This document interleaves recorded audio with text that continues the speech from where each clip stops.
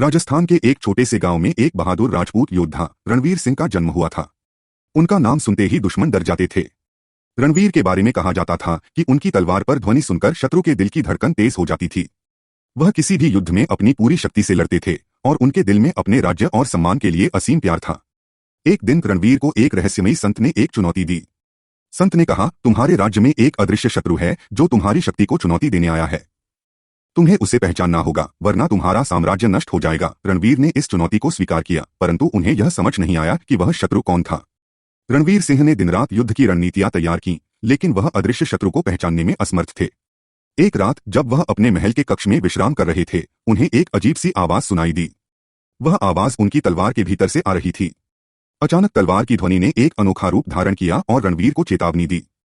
रणवीर को समझ में आ गया कि वह शत्रु कोई और नहीं बल्कि उसकी खुद की तलवार थी, जिसे उसने वर्षों तक एक शक्तिशाली देवता के आशीर्वाद से लिया था। वह तलवार एक प्राचीन शक्ति का हिस्सा थी जो धीरे धीरे रणवीर की आत्मा पर नियंत्रण पाने की कोशिश कर रही थी। संत की बातों को याद करते हुए रणवीर ने तलवार को जमीन में गाड़ दिया और अपनी आत्मा को शुद्ध किया। रणवीर ने अपनी आत्मा की शुद्धि के लिए उस तलवार की शक्ति को त्याग दिया और अपनी जान की कीमत पर राज्य को बचाया।